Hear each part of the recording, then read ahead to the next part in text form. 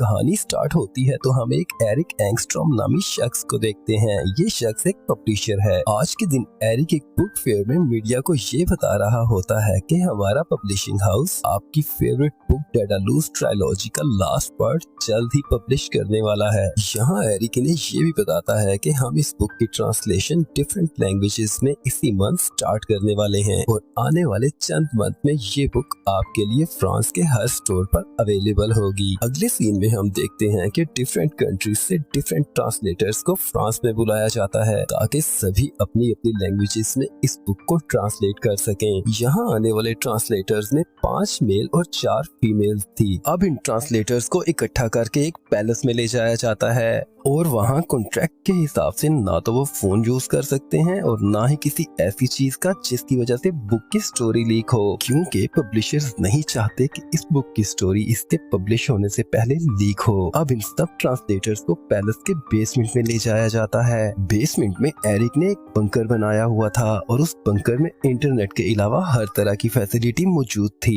जिस वजह से ट्रांसलेटर्स ने अपना काम करने के साथ साथ अपना वक्त भी अच्छे से बिताया। लेकिन ग्रीस से आए हुए कॉन्स्टेंटिनो को वो जगह कोई खास पसंद नहीं आई। अब एरिक वहाँ पर आता है और उनसे कहता है कि एक मंथ में तुम लोगों को 480 पेजेस ट्रांसलेट करने हैं। इस हिसाब से हर रोज 20-20 पेजेस की ट्रांसलेशन करनी होगी। लेकिन न जाने 2 मंथ्स में ऐसा क्या हुआ कि एरिक जेल पहुँच गया। अब एरिक के मन में कुछ सवाल थे और इन सवालों का जवाब सिर्फ उसी शख्स के पास था जिसकी वजह से आज एरिक जेल में है। इस किताब की ओरिजिनल मैनुअल स्क्रिप्ट बुक के ऑथर ऑस्कर और सिर्फ एरिक के पास थी, लेकिन किसी तरह वो 9 ट्रांसलेटर्स में से किसी एक को मिल गई और उस ट्रांसलेटर ने बुक के स्टार्ट के 10 पेजेस इंटरनेट के ऊपर अपलोड कर दिए। और अब ये सब कुछ किसने किया और कैसे हुआ, ये सारी बातें समझने के लिए एरिक 2 महीनों में जो कुछ हुआ वो सब कुछ जानना चाहता था। सभी ट्रांसलेटर्स की थिंकिंग एक दूसरे से बहुत ही ज्यादा डिफरेंट थी और वो सब क्यूरियस थे कि बुक की एंडिंग क्या होगी। इनमें से कुछ तो इस जॉब से बहुत ज्यादा खुश थे, लेकिन कुछ के लिए ये सिर्फ मनी मेकिंग का एक जरिया था। इनमें से एक लड़की जो रशिया से आई थी जिसका नाम कैटरीना था, उसका मानना ये था कि ये सिर्फ एक किताब नहीं है और ये जस्ट एक काम नहीं बल्कि मेरी जिंदगी का बहुत ही ज्यादा इम्पोर्टेंट पार्ट है। वो हर वक्त उस बुक की स्टोरी में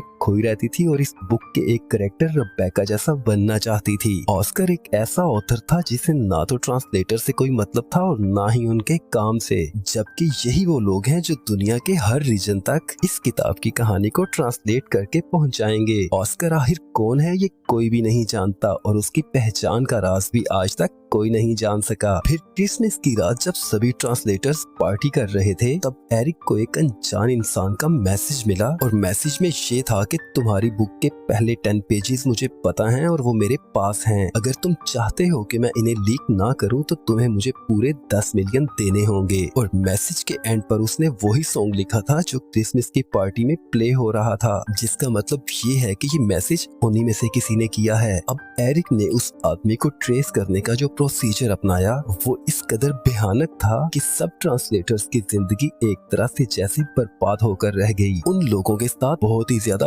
बुरा बिहेव किया गया और डेनमार्क की एक ट्रांसलेटर हेलन को ये बात रियलाइज करवाई गई कि तुम कभी भी कोई किताब नहीं लिख सकती और उसके किए गए काम को उसकी आंखों के सामने जला दिया गया। अब इन सभी ट्रांसलेटर्स को एक दूसरे के ऊपर शक होने लगा था क्योंकि उस मैसेज वाले मास्टरमाइंड ने अलग ही तरह का कार्ड प्ले किया था। कैटरीना को एलेक्स के ऊपर शक था क्योंकि उसने झूठ बोला था कि डेडालूज की पहली किताब इंग्लिश में उसने ट्रांसलेट की थी। फिर एलेक्स उसे सच बताता है कि मैं सिर्फ एक फैन था जिसने इनलीगली उस बुक को ट्रांसलेट किया था और मेरी वो ट्रांसलेशन इस कदर हिट हुई कि वो ओरिजिनल से भी ज्यादा पॉपुलर हो गई और ये सब मैंने ऑस्कर से मिलने के लिए किया। एलेक्स के अरेस्ट हो जाने के बाद उससे जेल में मिलने के लिए एरिक आया। एलेक्स ने उससे वहाँ पर कहा कि सिर्फ मैं ही एक वो शख्स हूँ जो ऑस्कर्स की बुक को अच्छे से ट्रांसलेट कर सकता है और इस बात को प्रूव करने के लिए मैं डेडालूज पार्ट 3 का फर्स्ट सेंटेंस लिखकर बता सकता हूँ। और उसी सेंटेंस से उसने एरिक को इम्प्रेस कर लिया। फिर उसे इस ट्रांसलेशन का काम दे दिया गया। इसके बाद कैटरीना बताती है कि मुझे मैनुअल स्क्रिप्ट मिल गई थी और मैंने वो ऑलमोस्ट चुरा ही ली थी, लेकिन मैं सिर्फ उस किताब का एंड ही जानना चाहती थी।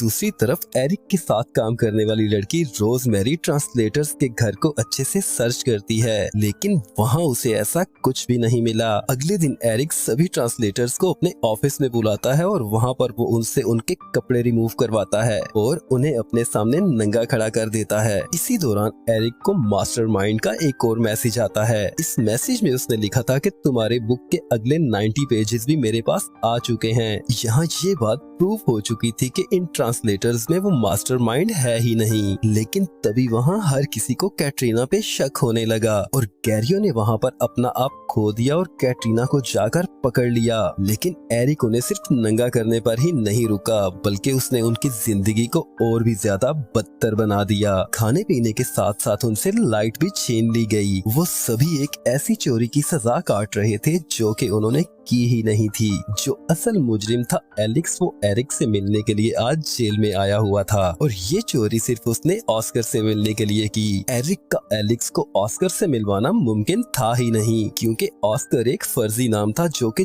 जॉर्ज नाम के एक राइटर की पहचान छुपाने के लिए रखा गया था। असल में जॉर्ज ये चाहता था कि डेडालूस नॉवल का लास्ट पार्ट पब्लिश होने के बाद वो एरिक की कंपनी के साथ सारे कॉन्ट्रैक्ट खत्म कर दे, क्योंकि फर्स्ट टाइम एरिक जब जॉर्ज के पास आया था तो एरिक की कंपनी जॉर्ज के काम के साथ लॉयल थी और जॉर्ज के काम को वो मनी मेकिंग का वे नहीं समझती थी और अब एरिक की कंपनी जस्ट प्रॉफिट के लिए ही सब कर रही थी और जॉर्ज के नॉवल को पहली जैसी एप्रिसिएशन नहीं मिल रही थी। जॉर्ज इस बात से बिल्कुल भी सहमत नहीं था कि एरिक की कंपनी अपने प्रॉफिट के लिए उन ट्रांसलेटर्स के साथ भेड़ बकरियों जैसा सलूक करे। यही वजह थी कि जॉर्ज ने ये डिसीजन लिया था कि वो एरिक की कंपनी के साथ अपने सभी कॉन्ट्रैक्ट खत्म कर देगा। उस बंकर में जब ये ट्रांसलेटर मजीद कुछ और दिन एक साथ रहे, कैटरीना को ये एहसास होने लगा कि वो हैकर कोई और नहीं बल्कि एलेक्स है और कैटरीना ने जब एलेक्स से इस बारे में पूछा तो उसने कहा कि ऐसा मैंने सिर्फ ऑस्कर से मिलने के लिए किया है। पर ये सिर्फ आधा सच था, ऐसा भी कुछ था जो आज तक एलेक्स ने किसी से भी शेयर नहीं किया था। एलेक्स अब डिसाइड करता है कि वो एरिक्स को सारी हकीकत के बारे में बता देगा। एरिक को अब वो बताता है कि मैनुअल स्क्रिप्ट मैंने बंकर में नहीं बल्कि बंकर में आने से कुछ दिन पहले ही चुरा ली थी। एलेक्स इसे बताता है कि मैं हर वक्त तुम पर नजर रखता था और इस काम में मेरे साथ और भी लोग शामिल हैं। वो एरिक को बताता है कि एक दिन जब तुम ट्रेन में ट्रेवल कर रहे थे तब हमने तुम्हारा ब्रीफकेस चुरा लिया था और मैनुअल स्क्रिप्ट्स की फोटोकॉपीज करने के बाद वो ब्रीफकेस दोबारा तुम्हारे पास रख दिया। एलेक्स ने यहाँ पर अपना सारा प्लान बता दिया था, लेकिन उसने उन लोगों के नाम नहीं बताए थे जिन लोगों ने इस काम में इसकी हेल्प की थी। एरिक भी कोई छोटा बच्चा नहीं था, वो पुलिस वालों के साथ मिलकर इसकी सभी बातें रिकॉर्ड कर रहा था। एलेक्स को इस बात का बिल्कुल भी अंदाजा नहीं था। आज जिस होटल में बैठकर एलेक्स अपने साथियों के साथ मिलकर उस बुक की मैनुअल स्क्रिप्ट को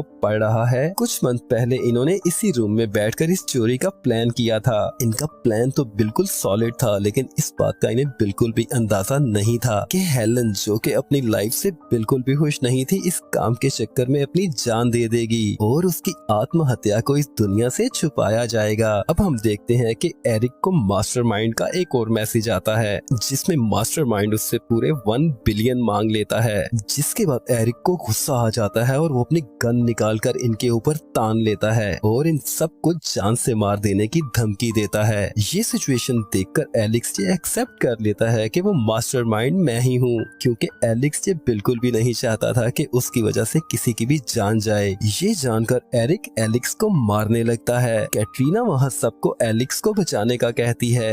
ये सुनकर एरिक कैटरीना को गोली मार देता है। अब एरिक एलेक्स से उसके घर का एड्रेस पूछता है और वहाँ पर वो अपनी पार्टनर रोजमेरी को मैनुअल स्क्रिप्ट लेने के लिए भेजता है। रोजमेरी जब वहाँ जाती है तो उसे वहाँ पर टेबल के ऊपर एक पिक्चर मिलती है, जिसे देखकर उसे एरिक के ऊपर बहुत गुस्सा आता है। एरिक उसे फोन पर कहता है कि उस लैपटॉप को तोड़ दो जिसमें मैनुअल स्क्रिप्ट हैं। उस पिक्चर में एरिक रोजमेरी को डांट रहा था, इसीलिए रोजमेरी उसे फोन पर कहती है भाड़ में जाओ और फोन बंद कर देती है। एरिक के पास अब कोई भी रास्ता नहीं बचता, इसीलिए वो अपने पार्टनर्स को एलेक्स के अकाउंट में पैसे ट्रांसफर करने का बोलता है। पैसे अकाउंट में ट्रांसफर हो जाने के बाद एरिक के मोबाइल के ऊपर एक और मैसेज आता है जिसमें लिखा था कि मुझे पैसों से कोई मतलब नहीं, मुझे सिर्फ ऑस्कर से मिलना था। ये देखकर एरिक को गुस्सा आ जाता है और वो एलेक्स को शूट कर देता है। अब पुलिस वहाँ आ जाती है और एरिक को अरेस्ट कर लेती है। उसे जॉब से भी निकाल दिया जाता है। एलेक्स की जान उसी बुक की वजह से बच जाती है और कैटरीना को भी टाइमली हॉस्पिटल ले जाकर उसकी जान भी बचा ली जाती है। कैटरीना हॉस्पिटल में बेहोश थी और एलेक्स उसके पास बैठा हुआ था।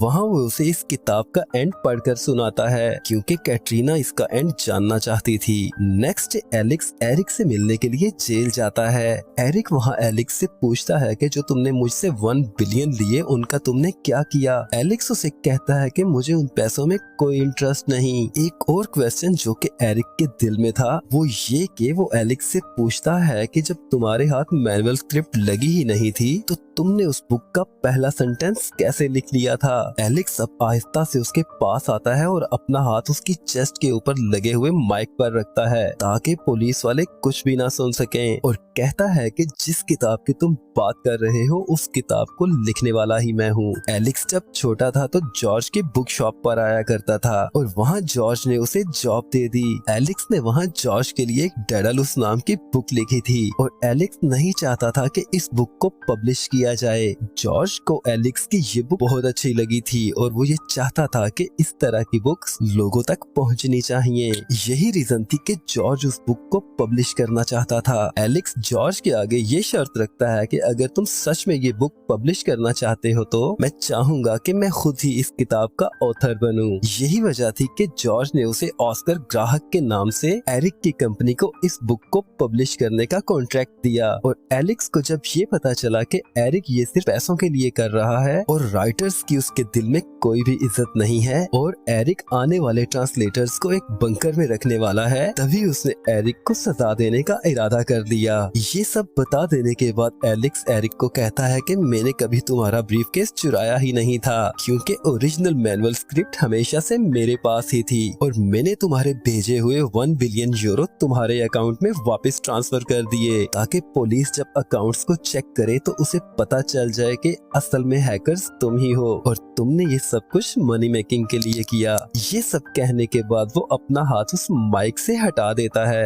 एरिक गुस्से से पागल हो जाता है। वो कहता है कि एलेक्स कभी भी ऑस्कर हो ही नहीं सकता क्योंकि जॉर्ज को मैंने अपने हाथों से कत्ल किया। वो कहता है कि जिस दिन जॉर्ज ने मेरी कंपनी के साथ सारे कॉन्ट्रैक्ट्स खत्म करने का कहा उसी रात मैंने जॉर्ज का मर्डर किया और मैनुअल स्क्रिप्ट लेकर वहाँ से भाग निकला और जाने से पहले जॉर्ज की सभी बुक्स को मैंने जला दिया। असल में एलेक्स यही सच उसकी जुबान से सुनना चाहता था और एरिक ये सब कुछ एक्सेप्ट कर चुका था। कहानी के एंड पर एलेक्स ने जॉर्ज की मौत का एरिक से बदला ले लिया और उसे सजा दिलवाई और खुद की पहचान को भी इस दुनिया से छुपा कर रखा कि वही इस बुक का असली ऑस्कर है और यहीं पर ये स्टोरी एंड होती है।